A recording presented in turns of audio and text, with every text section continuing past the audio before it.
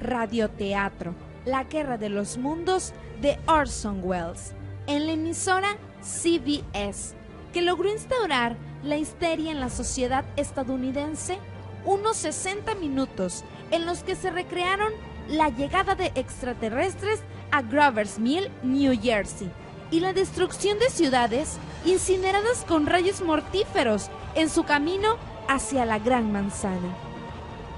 Pasó a la historia como la noche en la que llegaron los marcianos.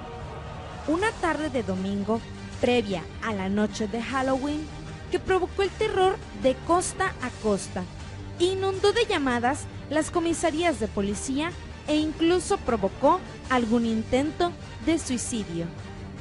La radio, en esa época, era la reina de las ondas. Millones de personas sintonizaron la CBS a las 9 de la noche en Nueva York. Pero quienes no escucharon el mensaje inicial, en el que se aclaraba que lo que venía a continuación era la adaptación de la obra de H.G. Wells, vivieron una auténtica pesadilla.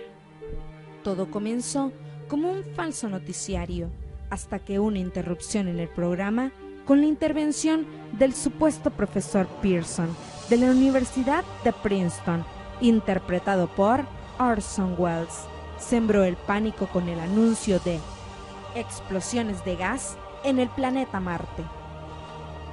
Después llegó la supuesta muerte de 1.500 personas a causa del choque de un meteorito contra la Tierra.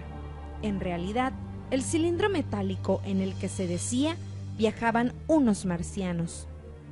Wells, un joven de 23 años, logró el caos absoluto. Había nacido uno de los cineastas más importantes e influyentes del siglo XX. Él y sus compañeros del teatro Mercury lamentaron poco después que su fantasía hubiese provocado algo de pánico. Pero ese raro suceso lo convirtió en celebridad, lo catapultó a Hollywood y dio origen a su ópera prima Citizen Kane, citada a menudo como la mejor película de la historia.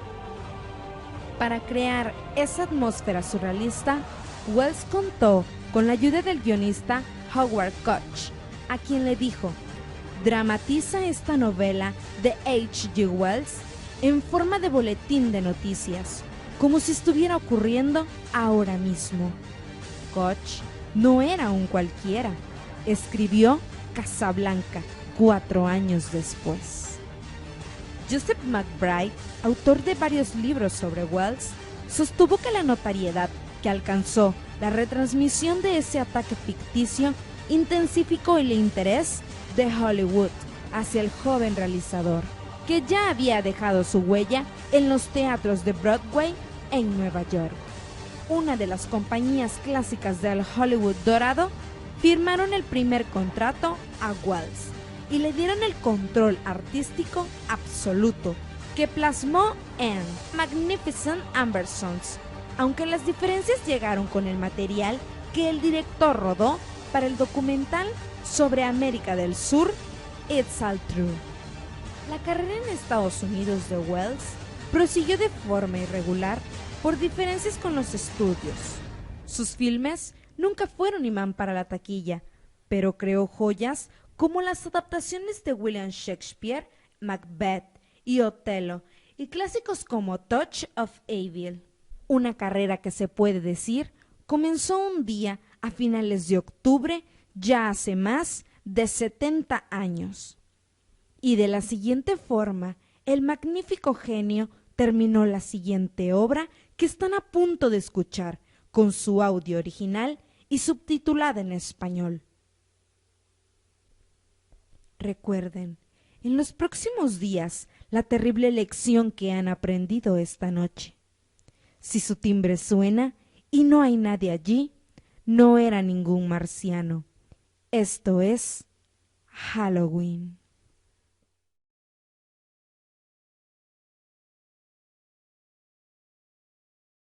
The Columbia Broadcasting System and its affiliated stations present Orson Welles and the Mercury Theatre on the air in The War of the Worlds by H.G. Wells.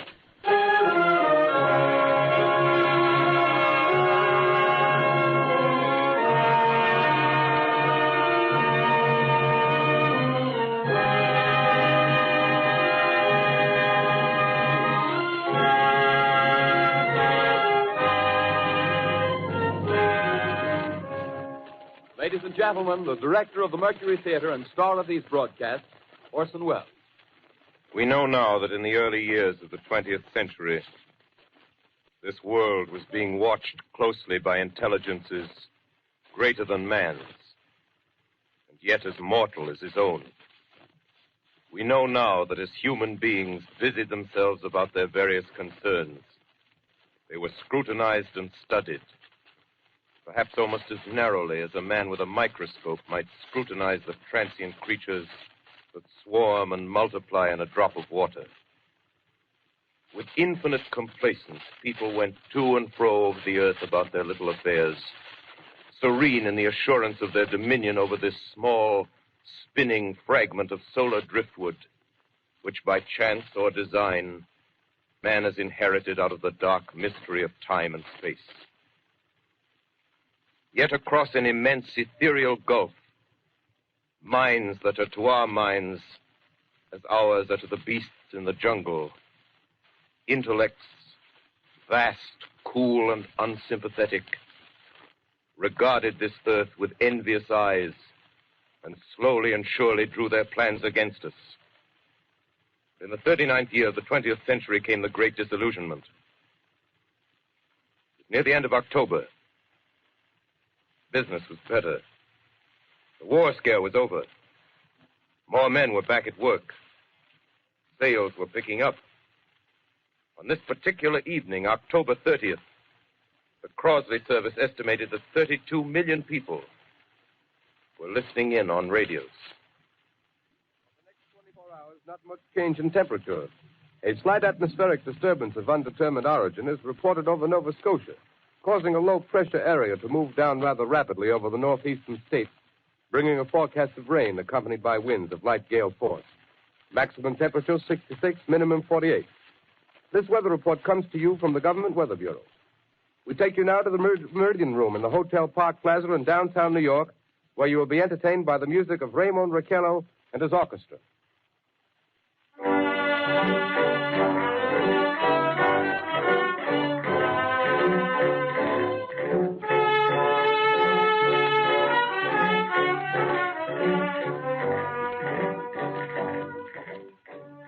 Good evening, ladies and gentlemen.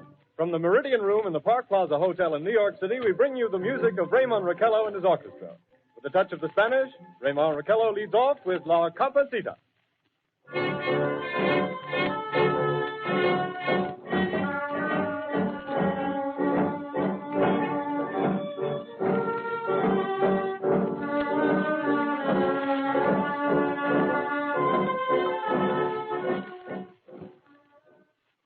Ladies and gentlemen, we interrupt our program of dance music to bring you a special bulletin from the Intercontinental Radio News.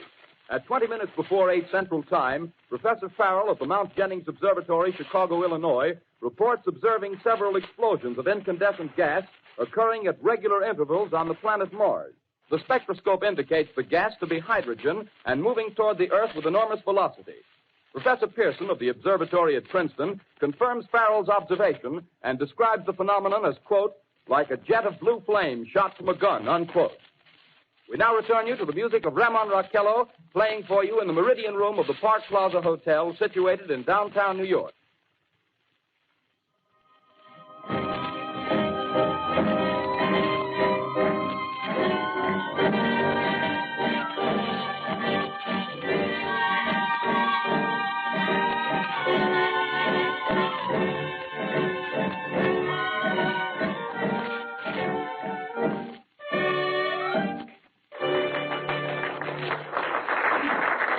And now a tune that never loses favor, the ever-popular Stardust, Raymond Raquello and his orchestra.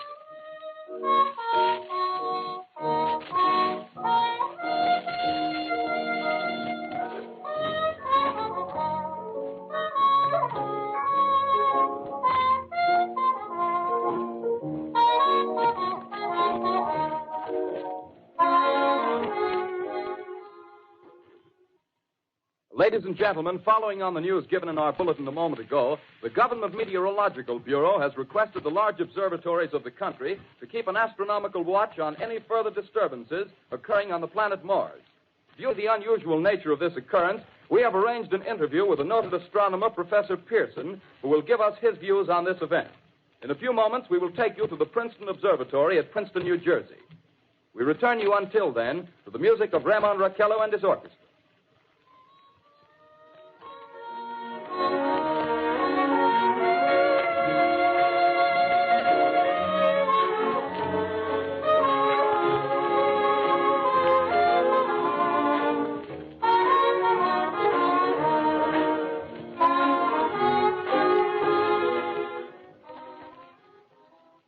We are ready now to take you to the Princeton Observatory at Princeton, where Carl Phillips, our commentator, will interview Professor Richard Pearson, famous astronomer. We take you now to Princeton, New Jersey. Good evening, ladies and gentlemen. This is Carl Phillips speaking to you from the observatory at Princeton. I'm standing in a large semicircular room, pitch black except for an oblong split in the ceiling.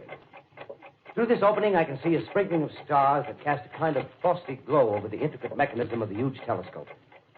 The ticking sound you hear is the vibration of the clockwork. Professor Pearson stands directly above me on a small platform, peering through the giant lens. I'll ask you to be patient, ladies and gentlemen, during any delay that may arise during our interview. Besides the ceaseless watch of the heavens, Professor Pearson may be interrupted by telephone or other communications. During this period, he is in constant touch with the astronomical centers of the world. Professor, may I begin our questions? Any time, Mr. Phillips. Professor, would you please tell our radio audience exactly what you see as you observe the planet Mars through your telescope? Nothing unusual at the moment, Mr. Phillips. A red disk swimming in a blue sea. Transverse stripes across the disk. Quite distinct now because Mars happens to be at the point nearest the Earth, in opposition, as we call it. In your opinion, what do these transverse stripes signify, Professor Pearson? Not canals, I can assure you, Mr. Phillips. They... Although that's the popular conjecture of those who imagine Mars to be inhabited. From a scientific viewpoint, the stripes are merely the result of atmospheric conditions peculiar to the planet. Then you're quite convinced, as a scientist, that living intelligence as we know it does not exist on Mars? I'd say the chances against it are 1,000 to 1. And yet, how do you account for these gas eruptions occurring on the surface of the planet at regular intervals? Phillips, I cannot account for it. By the way, Professor, for the benefit of our listeners, how far is Mars from the Earth? Approximately 40 million miles. Well, that seems a safe enough distance. Just a moment, ladies and gentlemen. Someone has just handed Professor Pearson a message. While he reads it, let me remind you that we are speaking to you from the observatory in Princeton, New Jersey, where we are interviewing the world-famous astronomer, Professor Pearson. One moment, please. Professor Pearson has passed me a message which he has just received. Professor, may I read the message to the listening audience? Certainly, Mr. Phillips. Ladies and gentlemen, I shall read you a wire addressed to Professor Pearson from Dr. Gray of the Natural History Museum, New York. Quote, 9:15 p.m. Eastern Standard Time. Seismograph registered shock of almost earthquake intensity occurring within a radius of 20 miles of Princeton. Please investigate. Signed, Lloyd Gray, Chief of Astronomical Division. Unquote. Professor Pearson, could this occurrence possibly have something to do with the disturbances observed on the planet Mars? Hardly, Mr. Phillips. This is probably a meteorite of unusual size, and its arrival at this particular time is merely a coincidence.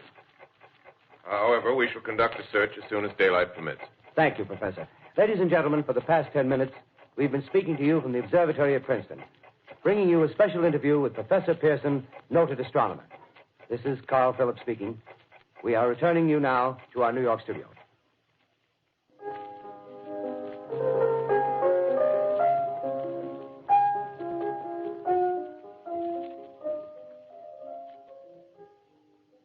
Ladies and gentlemen, here is the latest bulletin from the Intercontinental Radio News.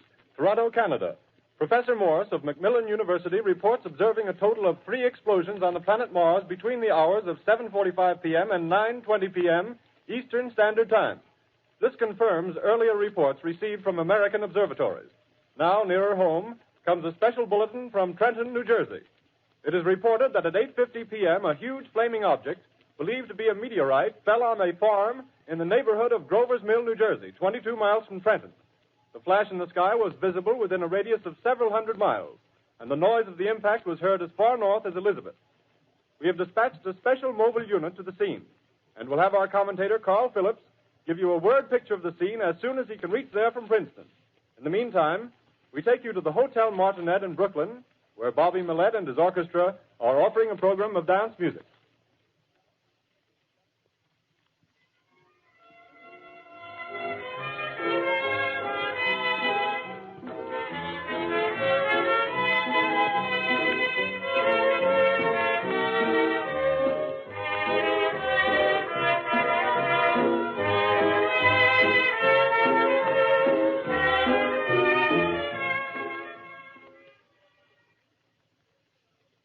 We take you now to Grover's Mill, New Jersey.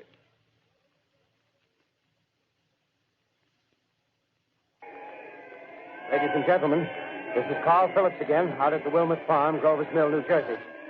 Professor Pearson and myself made the 11 miles from Princeton in 10 minutes. Well, I hardly know where to begin. To paint for you a word picture of the strange scene before my eyes, like something out of a modern Arabian Nights. Well, I just got here. I haven't had a chance to look around yet.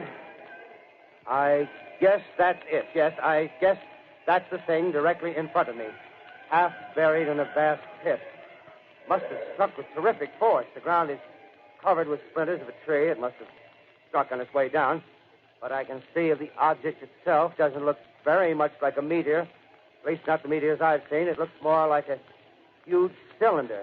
Has a diameter of, what would you say, Professor Pearson? What's that? What would you say, what's the diameter of this? About 30 yards. About 30 yards. The metal on the sheath is, well, I've never seen anything like it. The color is sort of yellowish white. Its curious spectators now are pressing close to the object in spite of the efforts of the police to keep them back. Getting in front of my line of vision. Would you mind standing one side, please? While the police are pushing the crowd back. Here's Mr. Wilmot, owner of the farm here. He may have some interesting facts to add. Mr. Wilmot, would you please tell the radio audience as much as you remember of this rather unusual visitor that dropped in your backyard? A step closer, please. Ladies and gentlemen, this is Mr. Wilmot. Well, I was listening to the radio. Closer and louder, please. Pardon me? Louder, please, closer. Yes. I was listening to the radio and kind of drowsing.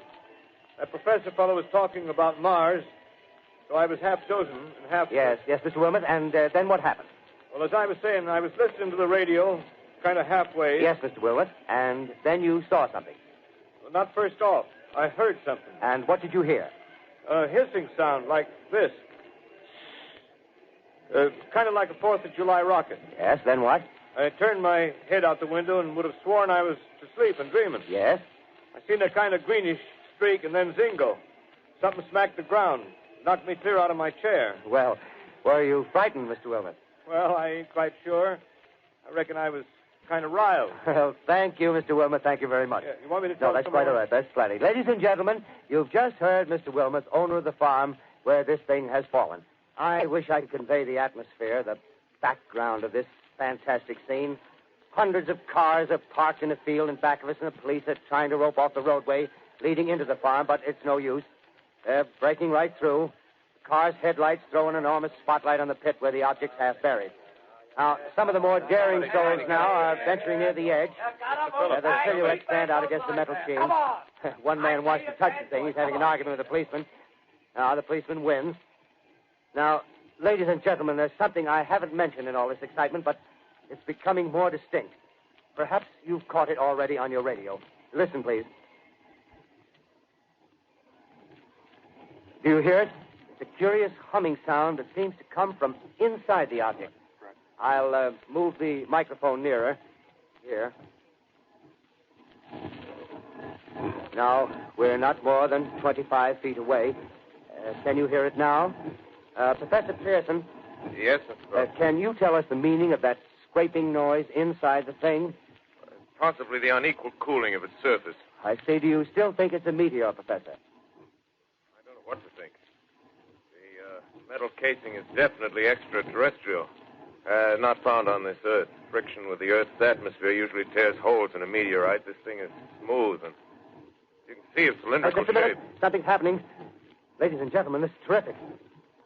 This end of the thing is beginning to flake off. The top is beginning to rotate like a screw, and the thing must be hollow. He's moving. Keep back there. Keep back there. Keep those men back. Keep back there. Keep those idiots back. Keep off. The top's loose. Look out there. Stand back. Ladies and gentlemen, this is the most terrifying thing I've ever witnessed. Wait a minute. Someone's calling someone or something. I can see turning out of that black hole two luminous discs. The eyes, it might be a face, might be almost Good heavens, something wriggling out of the shadow like a gray snake. Now it's another one and another one and another one. They look like tentacles to me. Oh, yeah, I can see the thing's body. Now it's large as a bear.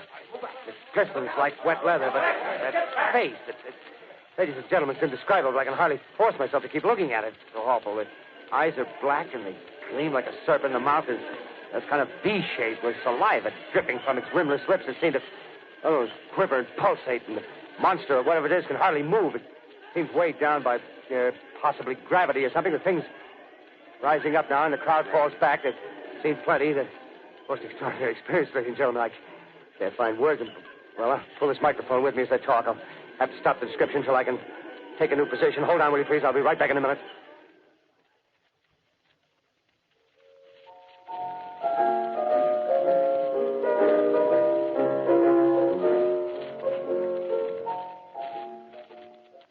We are bringing you an eyewitness account of what's happening on the Wilmuth Farm, Grover's Mill, New Jersey.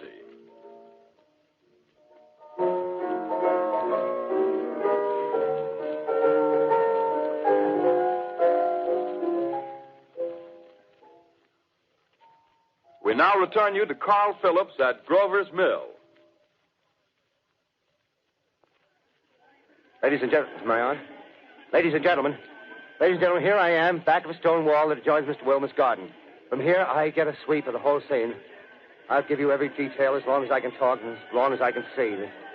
More state police have arrived. They're drawing up a cordon in front of the pit. About 30 of them.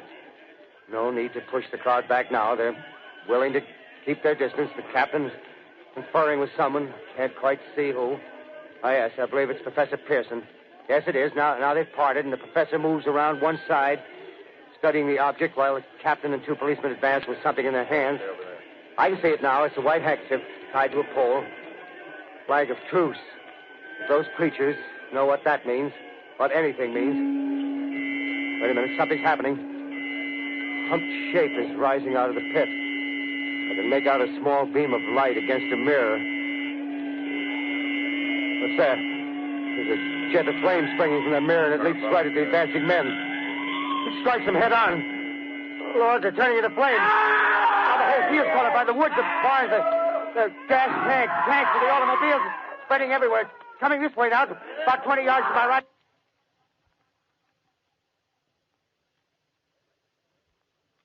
Ladies and gentlemen, due to circumstances beyond our control, we are unable to continue the broadcast from Grover's Mill.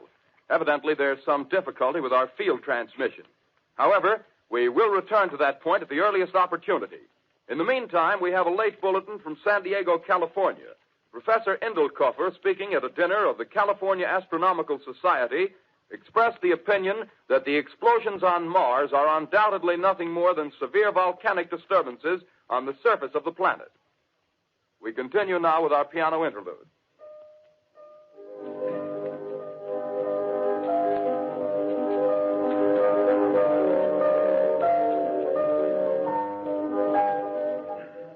Ladies and gentlemen, I've just been handed a message that came in from Grover's Mill by telephone. Just one moment, please. At least 40 people, including 6 state troopers, lie dead in a field east of the village of Grover's Mill. Their bodies burned and distorted beyond all possible recognition. The next voice you hear will be that of Brigadier General Montgomery Smith, commander of the state militia at Trenton, New Jersey. I have been requested by the governor of New Jersey to place the counties of Mercer and Middlesex as far west as Princeton and east to Jamesburg under martial law. No one will be permitted to enter this area except by special pass issued by state or military authorities. 4 companies of state militia are proceeding from Trenton to Grover's Mill and will aid in the evacuation of homes within the range of military operations. Thank you. You have just been listening to General Montgomery Smith, commanding the state militia at Trenton. In the meantime, further details of the catastrophe at Grover's Mill are coming in. The strange creatures, after unleashing their deadly assault, crawled back in their pit and made no attempt to prevent the efforts of the firemen to recover the bodies and extinguish the fire. The combined fire departments of Mercer County are fighting the flames which menace the entire countryside. We have been unable to establish any contact with our mobile unit at Grover's Mill, but we hope to be able to return you there at the earliest possible moment. In the meantime, we take you to... Just one moment, please. Ladies and gentlemen, I have just been informed that we have finally established communication with an eyewitness of the tragedy. Professor Pearson has been located at a farmhouse near Grover's Mill, where he has established an emergency observation post. As a scientist, he will give you his explanation of the calamity. The next voice you hear will be that of Professor Pearson, brought to you by direct wire. Professor Pearson.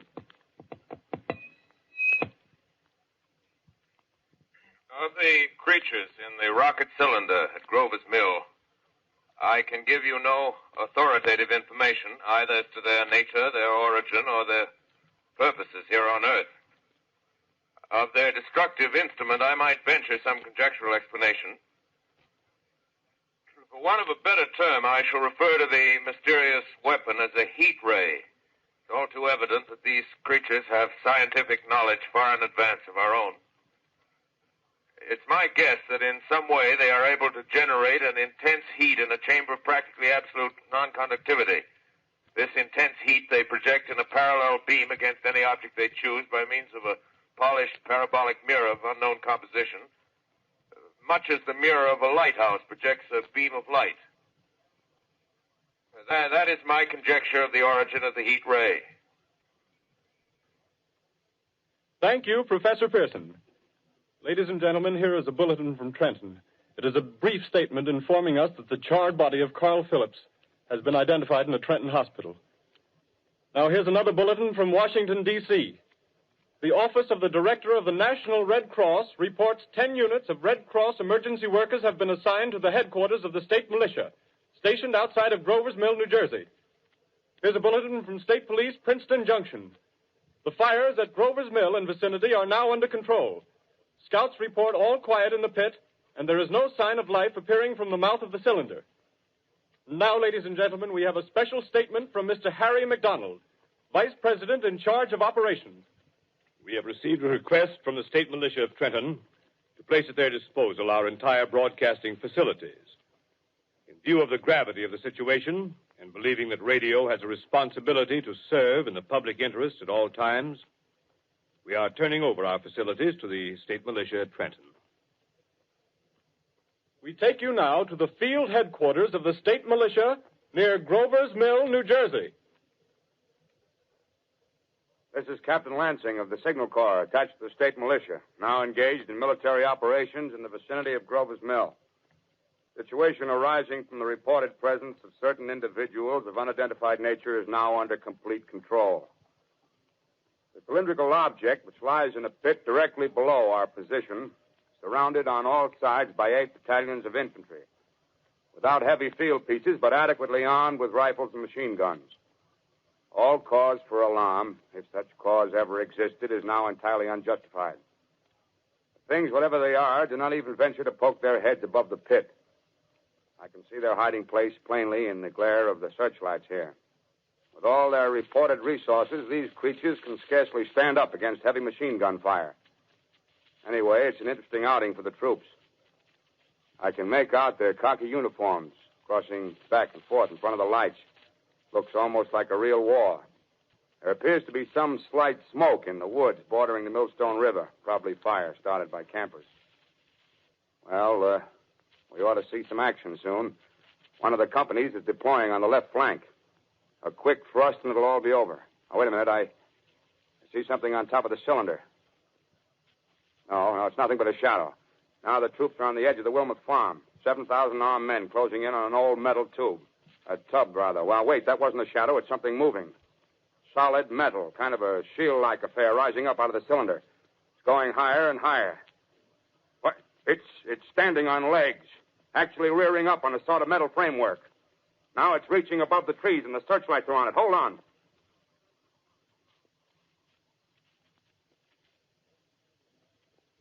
Ladies and gentlemen, I have a grave announcement to make.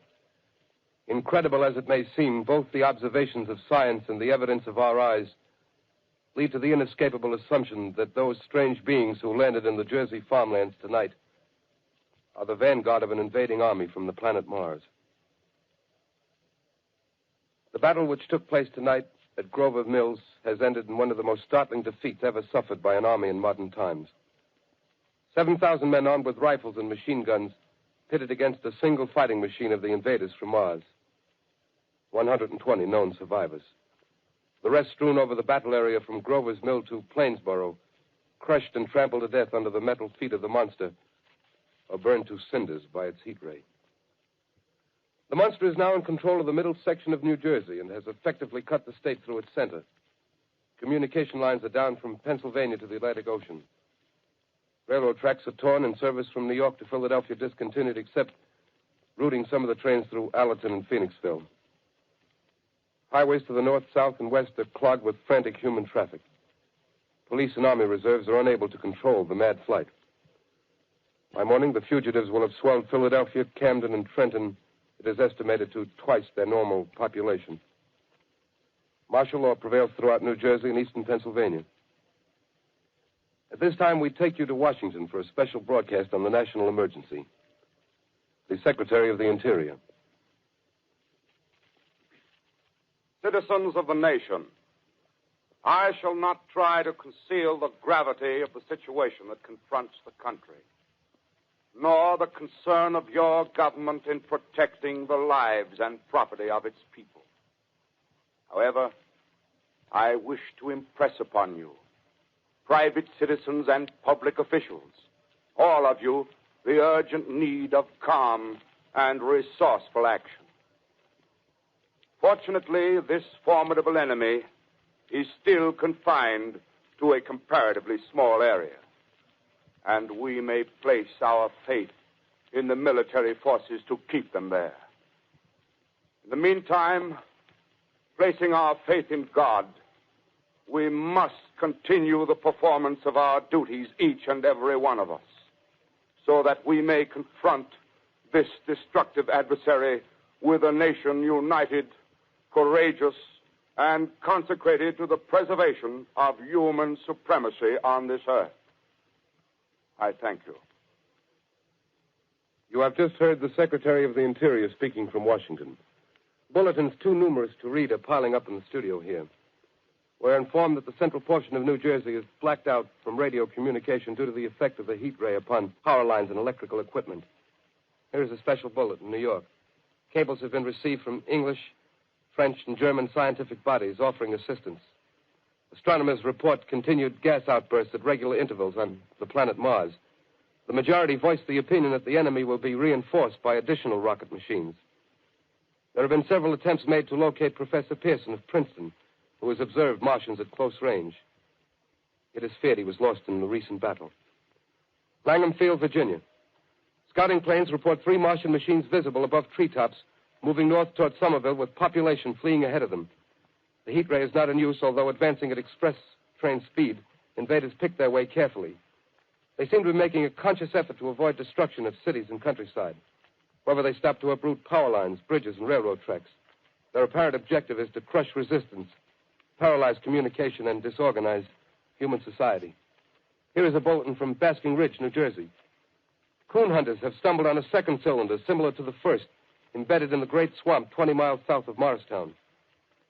Army field pieces are proceeding from Newark to blow up the second invading unit before the cylinder can be opened and the fighting machine rigged. They are taking up a position in the foothills of Watchung Mountains. Another bulletin from Langham Field, Virginia. Scouting planes report enemy machines, now 3 in number, increasing speed northward, kicking over houses and trees in their evident haste to form a conjunction with their allies south of Morristown. Machines also sighted by telephone operator east of Middlesex, within 10 miles of Plainfield. Here's a bulletin from Winston Field, Long Island. A fleet of Army bombers carrying heavy explosive flying north in pursuit of enemy. Scouting planes act as guides. They keep the speeding enemy in sight. Just a moment, please, ladies and gentlemen. We've run special wires to the artillery line in adjacent villages to give you direct reports in the zone of the advancing enemy. First, we take you to the battery of the 22nd Field Artillery, located in the Watchung Mountains. Range 32 meters. 32 meters. Direction 39 degrees. 39 degrees. Fire. 140 yards to the right, sir. Shift range 31 meters. 31 meters. Direction 37 degrees. 37 degrees. Fire.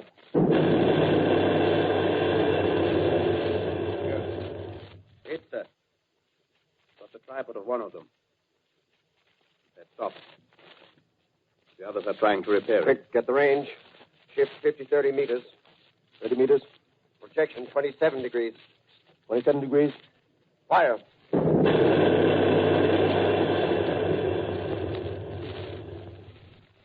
see the shell land, sir. Letting off a smoke. What is it? Black smoke, sir. Moving this way. Lying close to the ground. Moving fast. Put on gas masks. Get ready to fire. Shift to 24 meters. 24 meters. Projection 24 degrees. 24 degrees. Fire.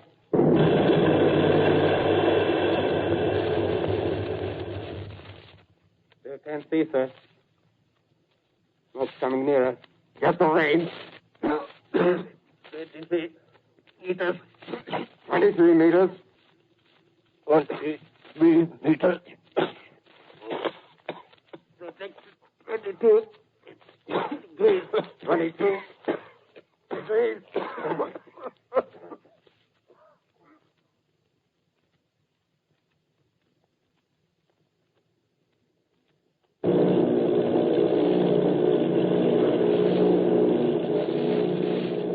Army bombing plane V-843 off Bayonne, New Jersey. Lieutenant Bolt, commanding 8 bombers, reporting to Commander Fairfax, Langham Field. This is Bolt reporting to Commander Fairfax, Langham Field. Enemy tripod machines now in sight.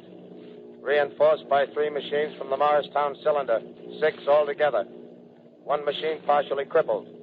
Believed hit by shell from Army gun in Watchung Mountains. Guns now appear silent. A heavy black fog hanging close to the earth of extreme density, nature unknown. No sign of heat ray. Enemy now turns east, crossing Passaic River into the Jersey marshes. Another straddles the Pulaski Skyway. Evident objective is New York City. They're pushing down a high-tension power station. Machines are close together now, and we're ready to attack. Planes circling, ready to strike.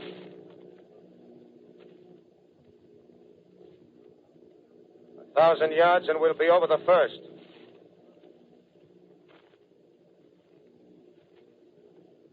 $800 yards.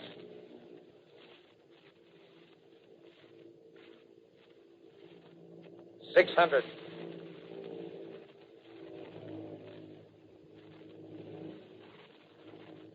$400. $200. There they go. The giant arm raised. Green flash. They're spraying us with flame. 2,000 feet. Engines are giving out. No chance to release bombs. Only one thing left. Drop on them, plane and all.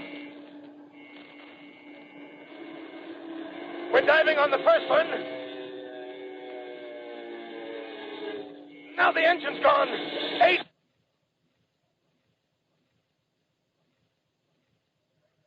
This is Bayonne, New Jersey, calling Langham Field. This is Bayonne, New Jersey, calling Langham Field. Come in, please. This is Langham Field. Go ahead. 8 Army bombers in engagement with enemy tripod machines over Jersey Flats. Engines incapacitated by heat ray. All crashed. 1 enemy machine destroyed. Enemy now discharging heavy black smoke in direction of... This is Newark, New Jersey. This is Newark, New Jersey. Warning. Poisonous black smoke pouring in from Jersey marshes. Reaches South Street. Gas masks useless. Urge population to move into open spaces.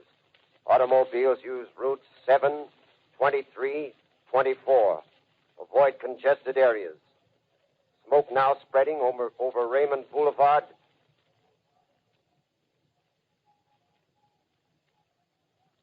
X2L calling CQ, 2X2L calling CQ, 2X2L calling 8X3R. Come in, please. This is 8X3R coming back at 2X2L. How's reception? How's reception? K, please. Where are you, 8X3R? What's the matter? Where are you?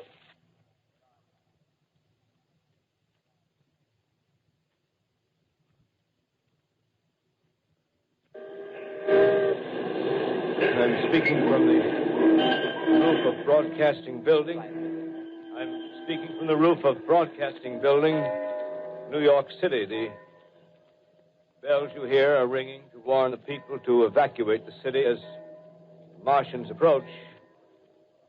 Estimated in the last 2 hours, 3 million people have moved out along the roads to the north. Hutchison River Parkway is still kept open for motor traffic. Avoid bridges to Long Island, hopelessly jammed. All communication with Jersey Shore closed 10 minutes ago. No more defenses. Our army is wiped out. Artillery, Air Force, everything wiped out. This may be the last broadcast. We'll stay here to the end. People are holding service here below us in the cathedral. Now I look down the harbor, all manner of boats, overloaded with fleeing population, pulling out from docks. Streets are all jammed. Noise in crowds like New Year's Eve in city. Wait a minute. The enemy's now in sight above the Palisades. Five great machines. First one is crossing the river. I can see it from here, wading the Hudson like a man wading through a brook. A bulletin is handed me. Martian cylinders are falling all over the country. One outside of Buffalo, one in Chicago, St. Louis.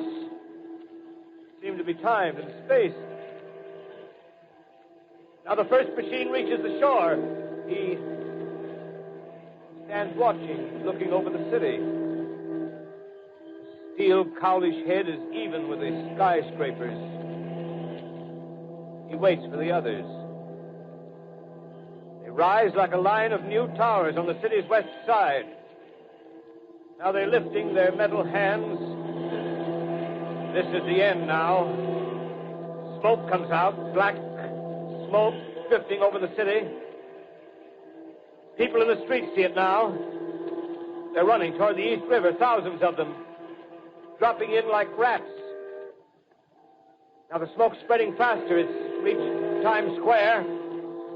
People are trying to run away from it, but it's no use. They're falling like flies. Now the smoke's crossing 6th Avenue, 5th Avenue. 100 yards away. It's 50 feet.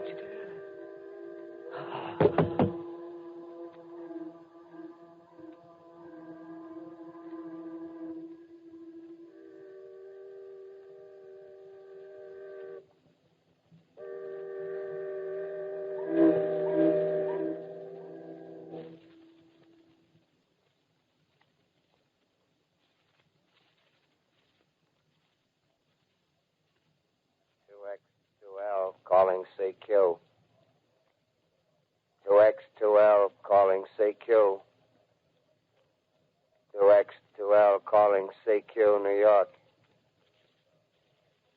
Isn't there anyone on the air? Isn't there anyone on the air? Isn't there anyone?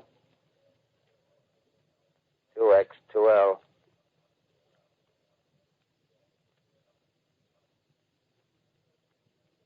You are listening to a CBS presentation of Orson Welles and the Mercury Theatre on the Air in an original dramatization of The War of the Worlds by H.G. Wells. The performance will continue after a brief intermission. This is the Columbia Broadcasting System. The War of the Worlds by H.G. Wells, starring Orson Welles and the Mercury Theatre on the Air.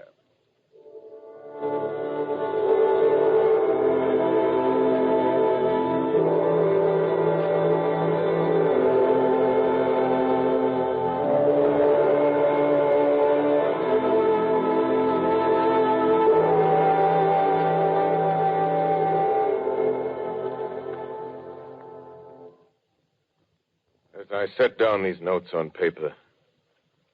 I'm obsessed by the thought that I may be the last living man on Earth. I've been hiding in this empty house near Grover's Mill, a small island of daylight cut off by the black smoke from the rest of the world. All that happened before the arrival of these monstrous creatures in the world now seems part of another life. A life that has no continuity with the present.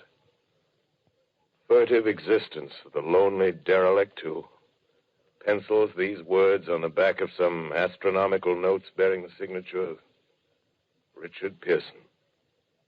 I look down at my blackened hand and I try to connect them with a professor who lives at Princeton and who, on the night of October 20th, glimpsed through his telescope an orange splash of light on a distant planet.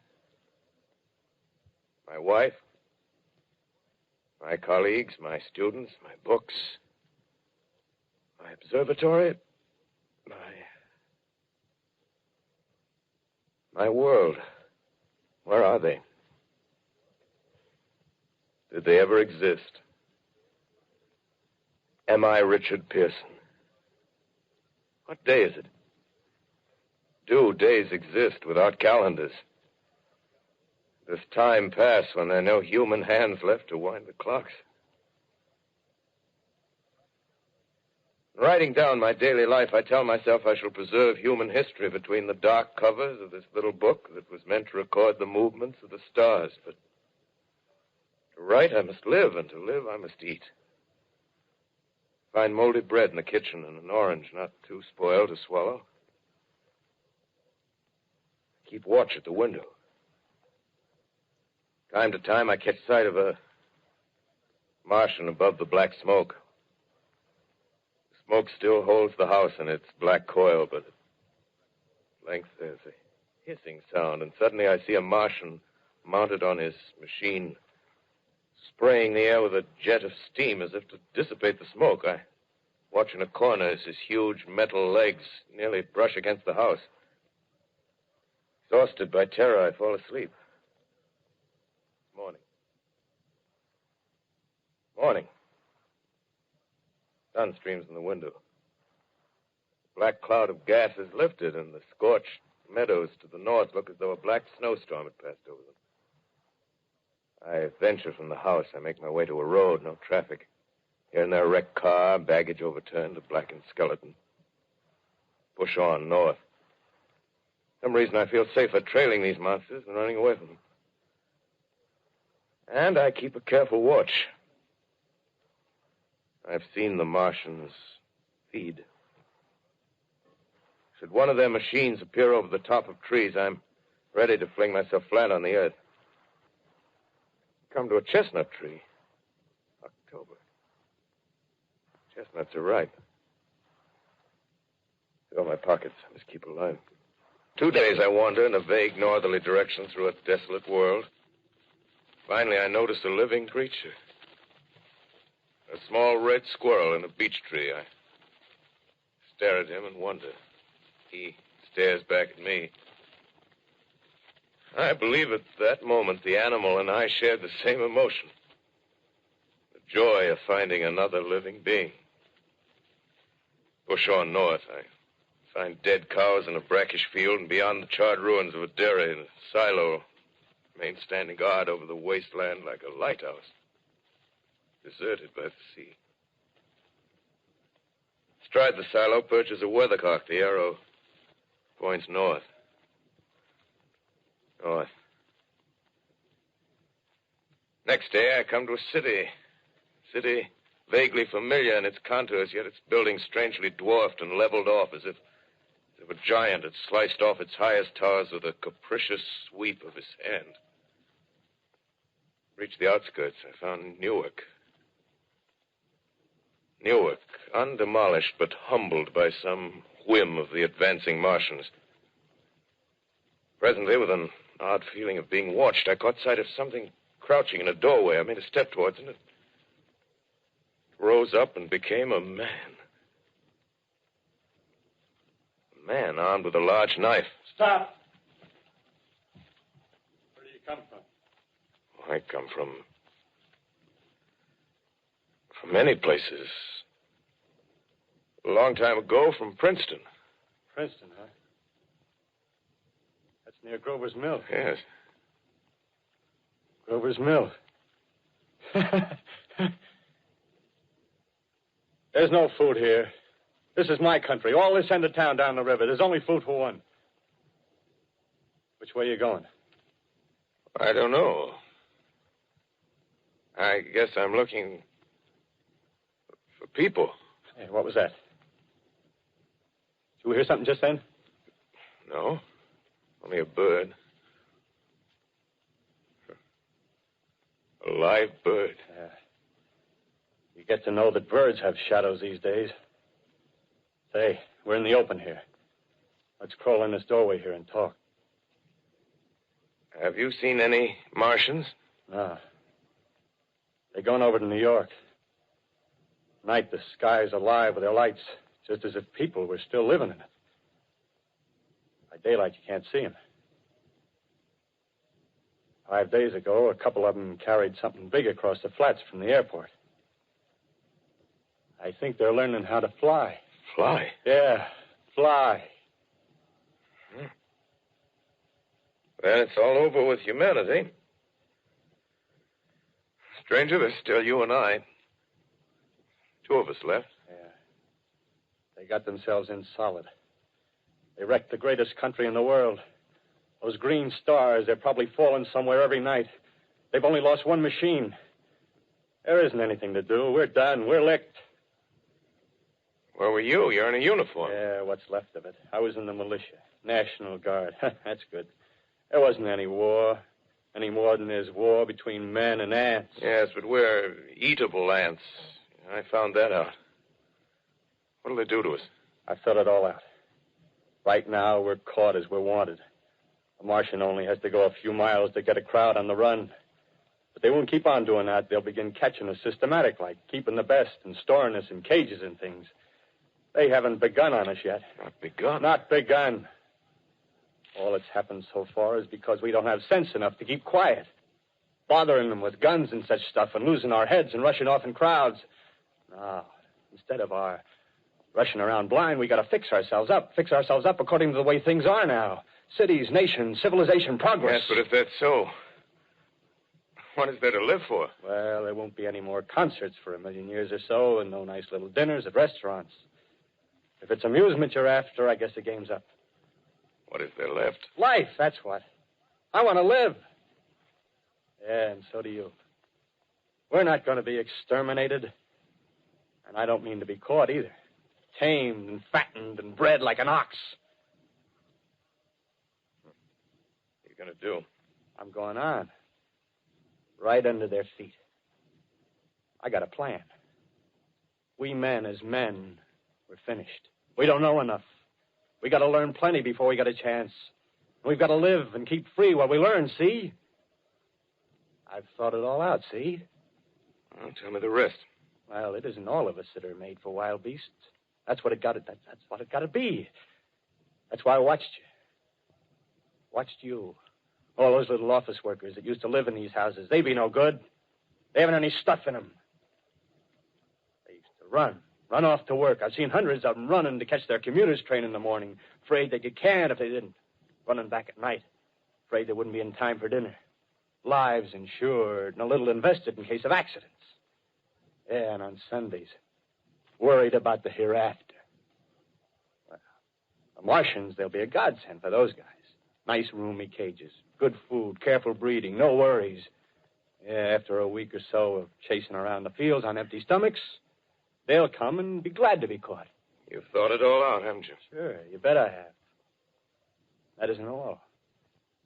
These Martians are going to make pets of some of them. Train them to do tricks.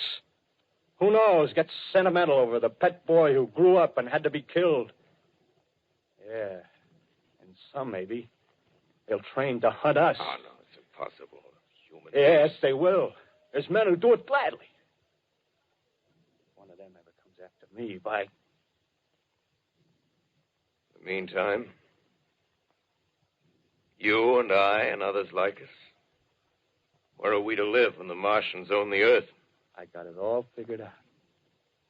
We'll live underground. I've been thinking about the sewers. Under New York, there are miles and miles of them.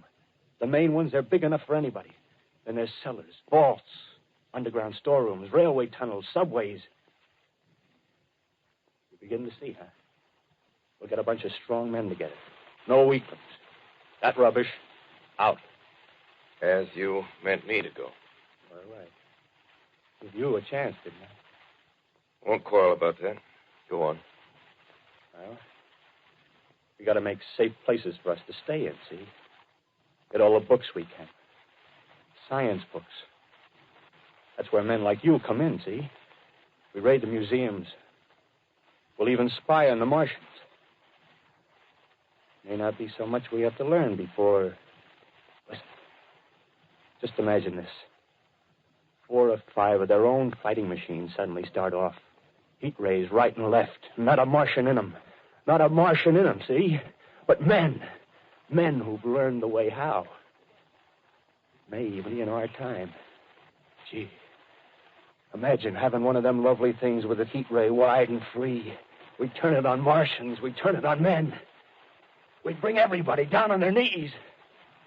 That's your plan. You, me, a few more of us. We'd own the world. I see. Hey. Hey, what's the matter? Where are you going? Not to your world. Bye, stranger. Well, after parting with the artilleryman, I came at last to the Holland Tunnel, entered that silent tube, anxious to know the fate of the great city on the other side of the Hudson. Cautiously, I came out of the tunnel and made my way up Canal Street.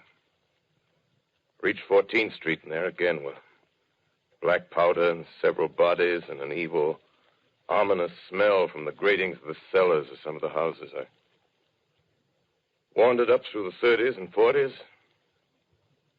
stood alone on Times Square, caught sight of a lean dog running down 7th Avenue with a piece of dark brown meat in his jaws and a pack of starving mongrels at his heels. Made a wide circle around me as though he feared I might prove a fresh competitor. Walked up Broadway in the direction of that strange powder, past silent shop windows, displaying their mute wares to empty sidewalks. Past the Capitol Theater, silent, dark. Past a shooting gallery where a row of empty guns faced an arrested line of wooden ducks. Near Columbus Circle, I noticed models of 1939 motor cars in the showrooms facing empty streets. Over the top of the General Motors building, I watched a flock of black birds circling in the sky. Hurried on. Suddenly, I caught sight of the hood of a Martian machine, standing somewhere in Central Park, gleaming in the late afternoon sun. An insane idea. I rushed recklessly across Columbus Circle and into the park. I climbed a small hill above the pond at 60th Street, and from there I could see, standing in a silent row along the mall, 19 of those great metal titans, their cowls empty, their steel arms hanging listlessly by their sides. I looked in vain for the monsters that inhabit those machines. Suddenly, my eyes were attracted to the immense flock of black birds that hovered directly below me. They circled to the ground. And there before my eyes, stark and silent, lay the Martians with the hungry birds pecking and tearing brown shreds of flesh from their dead bodies. Later, when their bodies were examined in laboratories, it was found that they were killed by the putrefactive and disease bacteria against which their systems were unprepared. Slain, after all, man's defenses had failed by the humblest thing that God, His wisdom, has put upon this earth.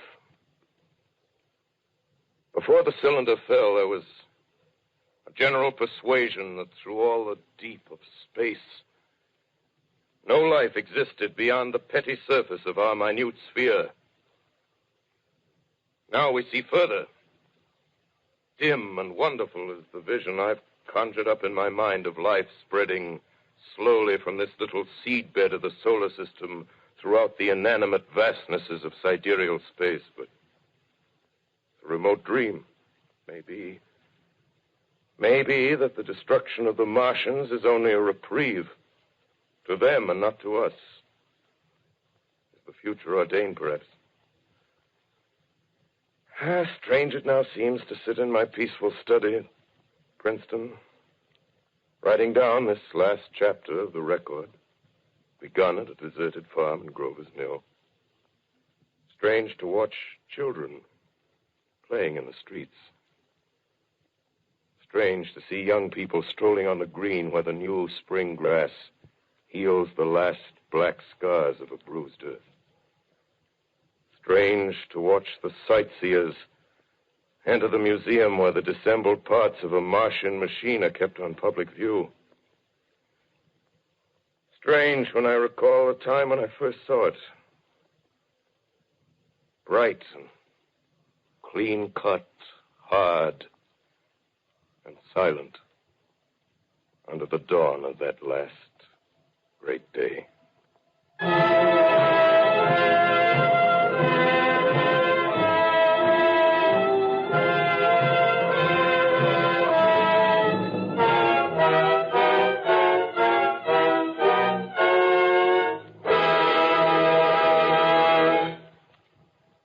This is Orson Welles, ladies and gentlemen, out of character to assure you that the War of the Worlds has no further significance than as the holiday offering it was intended to be. The Mercury Theatre's own radio version of dressing up in a sheet and jumping out of a bush and saying boo. Starting now, we couldn't soap all your windows and steal all your garden gates. By tomorrow night, so we did the best next thing. We annihilated the world before your very ears and utterly destroyed the CBS. You will be relieved, I hope, to learn that we didn't mean it and that both institutions are still open for business. So goodbye, everybody, and remember, please, for the next day or so, the terrible lesson you learned tonight. That grinning, glowing, globular invader of your living room is an inhabitant of the pumpkin patch, and if your doorbell rings and nobody's there, that was no Martian. It's Halloween.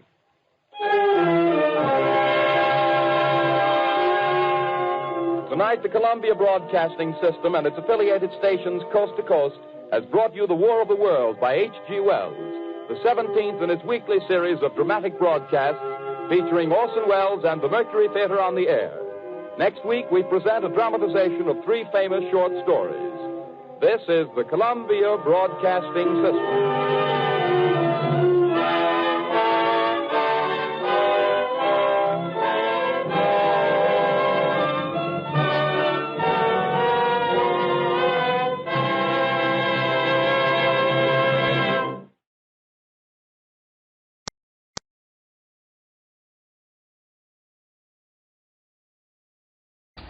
I'm, of course, surprised that the H.G. Wells classic, which is the original for many fantasies about invasions by mythical monsters from the planet Mars, I'm extremely surprised to learn that a story which has become familiar to children through the medium of comic strips and many succeeding novels and adventure stories should have had such an immediate and profound effect upon radio listeners.